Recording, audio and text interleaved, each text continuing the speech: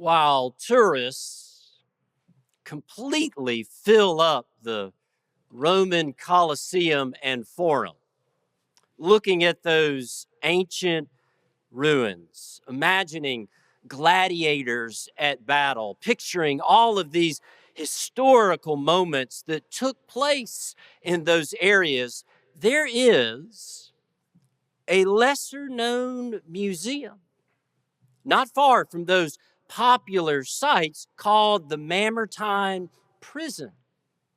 It is the ancient jail of Rome, and it's about 12 feet underground.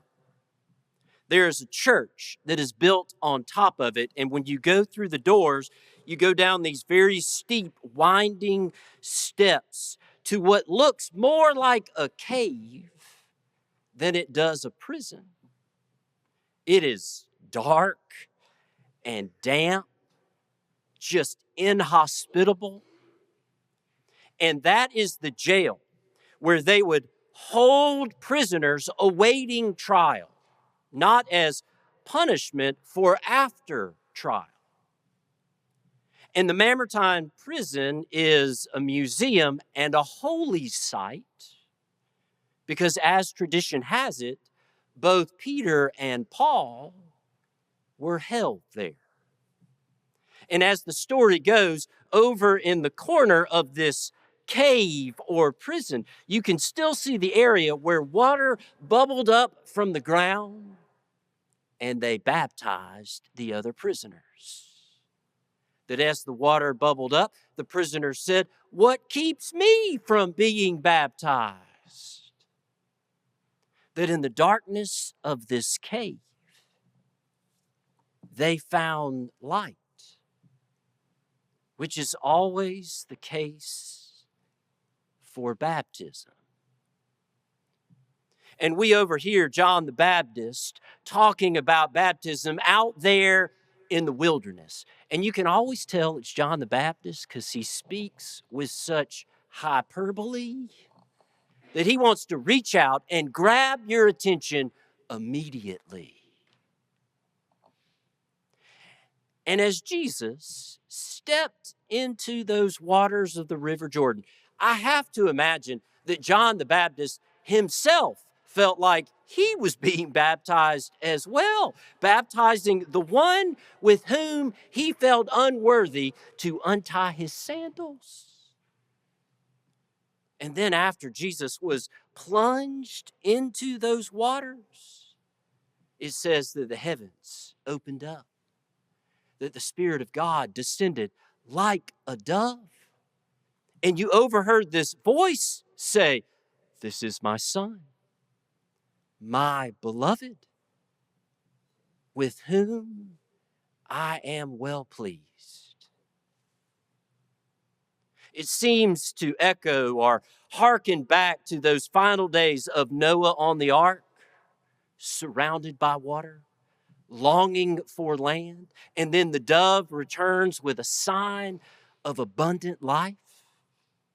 Or even those final days of the Exodus, wandering through the wilderness and then finally crossing the River Jordan into a new life. That whenever we brush up against the steadfast love of God as it names us, holds us, or leads us forward, it gives us life. But baptism turns out to be this arduous journey. It led Jesus to the cross. There were no safe roads to Jerusalem. But standing there in those waters, the prophet Isaiah gives us the assurance, when you pass through the waters, I will be with you. And through the rivers, they shall not overwhelm you. Isaiah says, do not fear, because God calls us by name. That baptism names us as God's beloved. Just like those stories of Abram and Sarai, where on their journey of faith, they were given new names, Abraham and Sarah. Or perhaps Saul, who started by persecuting others, but after seeing that light on his journey of faith, he's now the Apostle Paul, embracing others. That baptism names us God's beloved, where we are children of God and called to the ways of Jesus. Perhaps it's fitting that John spoke in such hyperbole, because as Samuel Wells says, naming is always dramatic. Naming can speak of things like sin and forgiveness, slavery and liberation, poverty and abundance, isolation and communion, death and life. Because forgiveness is personal. It doesn't happen at a distance. It happens up close, like knowing somebody's name. And slaves were robbed of their names, where freedom can give them back. And poverty makes us feel nameless, where in abundance we are known. And isolated, we are forgotten, but in communion, we belong. And when we are born, we are given our names. And in death, we continue to say the names of our beloved, to remember the goodness of their lives. That baptism names us as God's beloved. And when we are named, we no longer have to live our lives behind a wall, even the walls that we build for ourselves. That we can step out into the world because we are known. We can engage with others because we know who we are and who we are called to be. And there are a couple different ways in which we can live behind walls. First, we can live behind a wall by hiding our light from others. That we can live behind walls like hiding our light under a bushel. And then second, we can live behind a wall as we hide from the light of others. That we isolate ourselves or insulate ourselves for a whole myriad of reasons. But then we become privately judgmental, only seeing the darkness of others and not their light.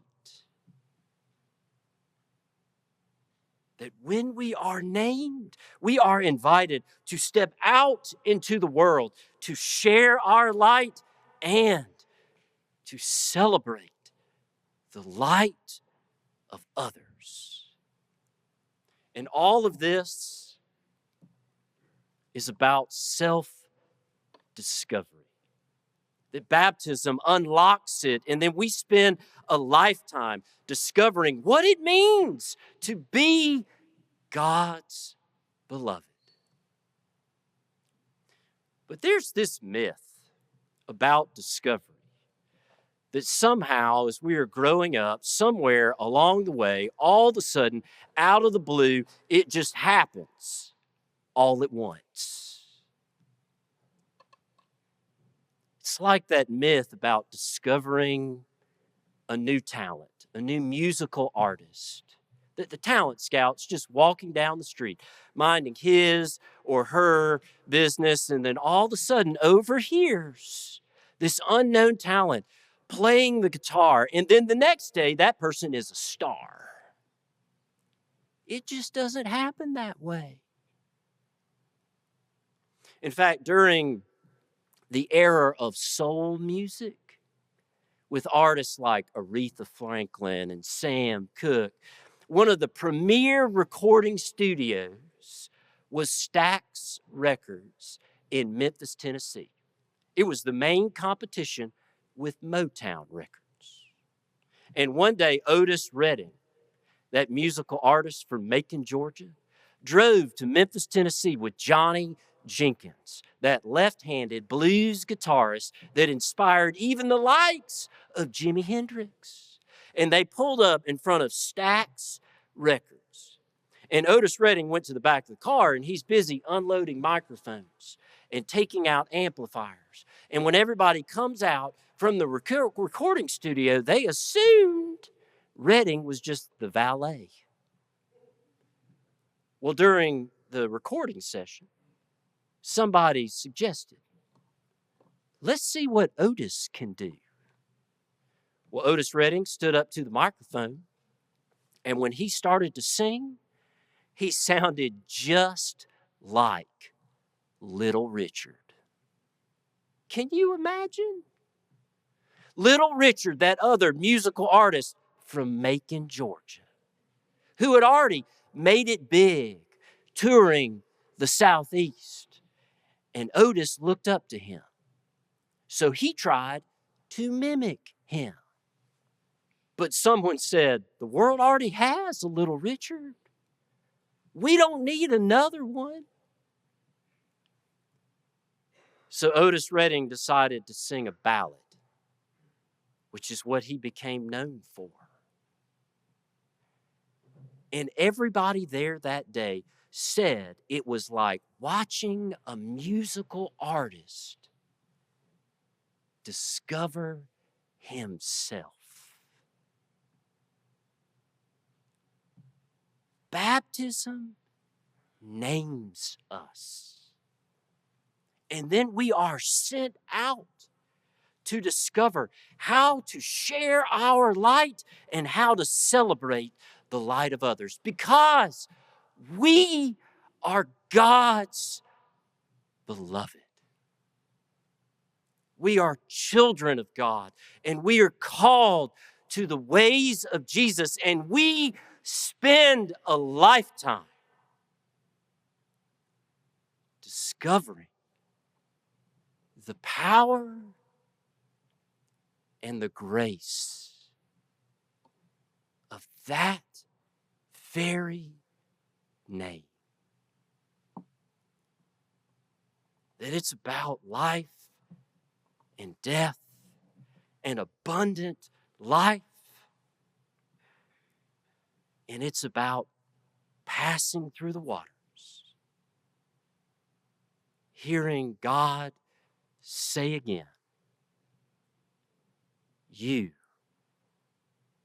are mine.